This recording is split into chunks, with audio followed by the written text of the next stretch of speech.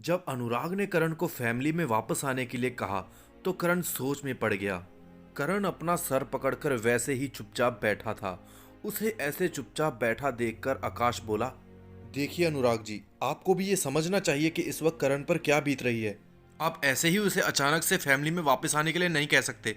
आपको करण के जज्बातों को भी समझना चाहिए।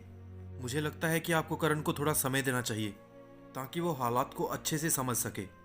अनुराग ने आकाश की पूरी बात सुनी और फिर बोला, देखो बेटा, मैं तुम्हारी बात समझता हूं, लेकिन इससे पहले कि अनुराग कुछ बोलता, करण बोला, बस बहुत हुआ। आप चाहे जो भी कह रहे हो, चाहे वो सच हो या झूठ, लेकिन मैं अपनी फैमिली को नहीं छोड़ सकता। और आप मेरी ये बात कान खोल कर सुन लीजिए, मैं अपनी फैमिली को नहीं छोड़ने वाला। जिस परिवार ने मुझे पाला पोसा, इतना बड़ा किया, आप उसी से दूर होने के लिए मुझे बोल रहे हो। मैं रिश्तों की अच्छे से कदर करता हूँ, इसीलिए मैं आपकी भावनाओं को भी समझता हूँ, लेकिन आपको भी ये समझना चाहिए, मैं अपने परिवार को अकेला नहीं छोड़ सकता। करण की बात सुनकर अनुराग थोड़ी देर सोच में पड़ा रहा और फिर थोड़ी देर सोचने के बाद बोला, मैं तुम्हारी बात समझता हूँ बेटा, लेकिन तुम भी मेरी बात समझो। मैं इतने साल तुमसे दूर रहा हूँ, लेकिन अब और दूर नहीं रह सकता मैं। तुम मेरे एक लौते बेटे हो और मेरा तुम्हारे बिना इस दुनिया में कोई नहीं है। मुझे जितना सब्र करना था मैं उतना कर चुका हूँ, लेकिन अब और सब्र नहीं कर सकता मैं। करण ने अनुराग की बात सुनी और फिर थोड़ी देर सोचने के बाद बोला, आप समझते क्यों नहीं हैं? मेरे अलावा मेरे परिवार का ख्याल रखने वाला और कोई नहीं है। आपको उनके हालातों के बारे में तो अच्छे से पता होगा। अनुराग ने करण की पूरी बात सुनी और फिर थोड़ी देर बाद लंबी सांस लेते हुए बोला, तो फिर ठीक है। मुझे लगता है कि हमें इस बात का कोई ना कोई हल तो निकालना ही होगा। ये कहकर अनुराग थोड़ी देर चुप रहा।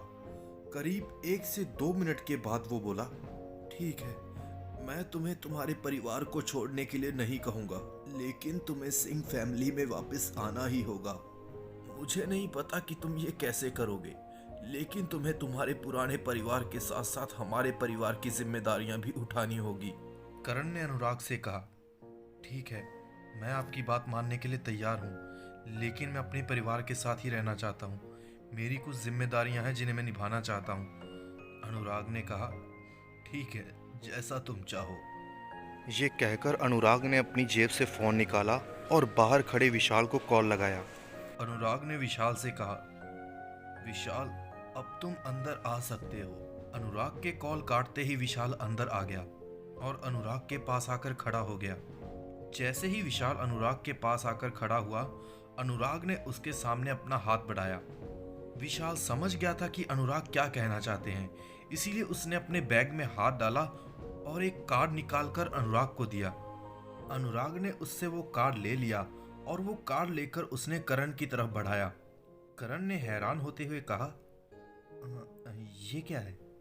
ये तुम्हारा ब्लैक कार्ड है, मैंने ये तुम्हारे लिए बनवाया था। करण ने हैरान होते हुए कहा, ब्लैक कार्ड? अनुराग ने कहा, हाँ, ब्लैक कार्ड, इससे तुम कुछ भी खरीद सकते हो। ये कार्ड हमारी फैमिली के हर एक मेंबर के पास होता है। इस कार्ड के ही साथ विशाल ने अनुराग को एक पासबुक और एक चेकबुक भी दी थी। पासबुक, चेकबुक और कार्ड देते हुए अनुराग ने करण से कहा, मैंने विशाल को कहा था कि वो तुम्हारा खाता सिटी बैंक में खुलवा दे। ये कहते हुए अनुराग अपनी जगह से उठा और बोला, ठीक है बेटा, अब मैं चलता हूँ, मुझे कल की फ्लाइट पकड़नी है। मैं थोड़े दिनों के लिए बिजनेस के सिलसिले में देश से बाहर जा रहा हूँ। तुम अपना ध्यान रखना और अगर किसी भी चीज की जरूरत हो तो विशाल तुम्हारी मदद जरूर करेगा। ये कहकर अनुराग और विशाल दोनों वहां से चले गए। उधर करण और आकाश अभी भी परेशान बैठे हुए हैं। करण ने आकाश से कहा, भाई, पिछले 24 घंटों में मेरी जिंदगी ने क्या से क्या मोड़ ले लिया है। मैं तो ये सोच सोच कर परेशान हुआ जा रहा हूँ कि जिस फैमिली में मैं पिछले 22 साल से रह रहा हूँ वो मेरी थी ही नहीं। भाई, जिंदगी में उन्होंने जो मुझे खुशियाँ दी है ना, उनका एहसान मैं कभी नहीं चुका पाऊंगा। आकाश ने करण को शांत करवाते हुए कहा, भाई तू चिंता मत कर, सब ठीक हो जाएगा। चल, हमें घर चलना चाहिए, वैसे भी हम तेरी मॉम को बिना बताए घर से निकल आए थे। करण ने थोड़ा शांत होते हुए कहा, हाँ भाई, चल चलते हैं। लेकिन जाते जाते करण ने आकाश से कहा, देख भाई, आज जो कुछ भी हुआ, उसके बारे में घर वालों को तो क्या, किसी को भी तुम कुछ नहीं बताओगे प्लीज? मैं नहीं चाहता कि किसी भी वजह से मेरे परिवार को परेशानी हो। भाई तू चिंता क्यों करता है? ये भी कोई कहने की बात है? तुझसे ज्यादा मैं समझता हूँ इन सब बातों को। ये कहते हुए आकाश ने करण के कंधे पर हाथ रखा और उसे घर चलने के लिए कहा। फिर दोनों ने वहां से एक टैक्सी की और सीधा घर के लिए चले गए। वो दोनों टैक्सी में बैठे हुए थे, तभी करण का फोन बजा। करण ने अपनी जेब से फोन निकाला और देखा कि कॉल किसी अननोन नंबर से आया हुआ है। करण ने अपने मन में सोचा, अब ये किसका कॉल है? करण ने कॉल उठाया और उधर से आवाज आई, हेलो करण सर। जी हाँ, मैं करण बोल रहा हूँ, आप कौन? सर मैं विशाल बोल रहा हूँ, अनुराग जी का सेक्रेटरी। अनुराग सर जी ने मुझे कहा था कि आपके साथ ग्रीन सिटी जाकर मैं आपको एक घर दिखा दूं। ग्रीन सिटी शहर का एक पॉश इलाका था और करण विशाल की यह बात सुनकर हैरान रह गया था कि अनुराग ने उसे वहां पर एक घर दिलाने के लिए कहा है। करण ने हड़बड़ाते हुए कहा, जी इसकी कोई जरूरत नहीं है। आप अनुराग जी से कह दीजिए कि मैं भी अपने पुराने घर में ही रहना चाहता हूँ। जी नहीं सर, उन्होंने मुझे सख्त हिदायत देते हुए कहा है कि आप अब अपने पुराने घर में नहीं रह सकते। आपको एक अच्छा सा घर देखकर वहीं रहना होगा, चाहे तो आप अपनी फैमिली को भी वहां पर रख सकते हैं। करण ने अपना सर पकड़ते हुए कहा, यार ये कहाँ फंसा दिया अनुराग ने मुझे, अब क्या करूं? करण ने थोड़ी देर सोचा और फिर बोला, देखिए विशाल जी, अनुराग जी ने मुझे एक घर लेने के लिए ही कहा है ना? उन्होंने कोई खास जगह तो डिसाइड नहीं की है, घर में अपने हिसाब से भी ले सकता हूँ। उधर से विशाल ने कहा, हाँ जी हाँ, आप ऐसा कर सकते हैं। करण ने कहा, तो फिर ठीक है, तय रहा। मैं अपने हिसाब से अपनी पसंद की जगह पर अपना घर बनवाना चाहता हूँ। आप लोगों को इससे कोई दिक्कत तो नहीं होगी, है ना? उधर से विशाल ने कहा, हाँ हाँ सर, इसमें हमें क्या दिक्कत होगी? आप जहाँ चाहें वहाँ अपना घर ले सकते हैं। जी ठीक है। करण ने ऐसा कहा और फिर कॉल काट दिया। आकाश ने करण से पूछा, क्या हुआ भाई, इतना परेशान क्यों है? अब क्या बताऊं यार तुझे, ये अनुराग जी भी ना, वो चाहते हैं कि मैं ग्रीन सिटी में एक घर लेकर वहां पर शिफ्ट हो जाऊं। लेकिन तुझे तो पता ही है मुझे अपना गांव कितना पसंद है, इसीलिए मैंने उनसे कह दिया कि मैं अपना घर अपनी पसंद की जगह पर ही बनवाऊंगा। आकाश ने हंसते हुए कहा, वाह यार, तेरी तो चांदी ही चांदी है, एक ही दिन में साले रोडपति से करोड़पति बन गया तू। करण ने अंगड़ाई लेते हुए कहा, यार तुझे तो पता ही है कि हर चीज आसानी से नहीं मिलती, हर चीज की कोई ना कोई कीमत होती है। चाहे अब मैं एक अमीर बाप की औलाद हूँ, लेकिन तुझे पता है इस सच को सहन करना कितना मुश्किल है कि मैं जिनके साथ पिछले 22 साल से रह रहा हूँ वो मेरे असली माँ बाप नहीं है। आकाश को समझ आ गया कि करण अभी भी बहुत दुखी है, इसीलिए उसने टॉपिक चेंज करते हुए कहा, हाँ चल छोड़ भाई, ये बता कि तू घर लेने कहाँ वाला है? करण ने हंसते हुए कहा, लेने वाला नहीं ब्रो, बनवाने वाला हूँ। अब तुझे मेरे साथ एक बहाना सोचना होगा, घर वालों को यकीन दिलाने के लिए कि मेरे पास इतना पैसा कहाँ से आया।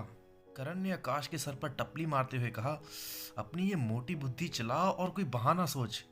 आकाश ने थोड़ी देर सोचा और फिर बोला, भाई मेरे पास एक जबरदस्त आइडिया है। करण ने कहा, आइडिया?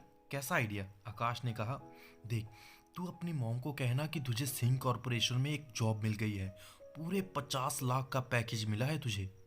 इससे तेरे दो फायदे होंगे, तेरी मॉम को यकीन हो जाएगा कि हाँ तुम्हारी जॉब लग चुकी है, वो भी एक बहुत बड़ी कंपनी में, और दूसरा ये कि तुम्हें सिंह फैमिली के कांटेक्ट में रहने के लिए कोई बहाना नहीं देना पड़ेगा। करण ने आकाश के कंधे को थपथपाते हुए कहा, यार ये तो तूने बहुत अच्छा आइडिया दिया है, ये आइडिया मेरे दिमाग में क्यों नहीं आया? आकाश ने करण को चिढ़ाते हुए कहा, तेरे पास दिमाग हो तब ना। और ये कहकर वो जोर जोर से हंसने लगा। इतने में ही वो दोनों बस स्टैंड पहुंच गए। आकाश वहां से अपने घर के लिए निकल गया और करण अपने घर के लिए।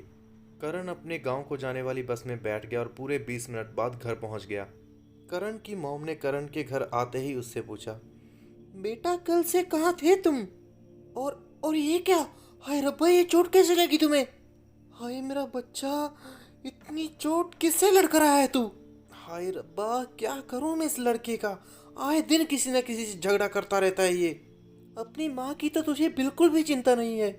पवन, पवन, जा जल्दी से हल्दी वाला दूध गर्म करके ला। थोड़ी ही देर बाद पवन दूध गर्म करके ले आई। करण दूध पीकर और चोटों पर दवाई लगवाकर अपने कमरे में चला गया। करण को बेड पर लेटते हुए ही नींद आ गई। बाहर काफी शोर हो रहा था, जिसकी वजह से करण जग गया। जब करण अपने कमरे से बाहर आया तो उसने देखा कि कुछ लोग उसके मॉम डैड को धमका रहे हैं।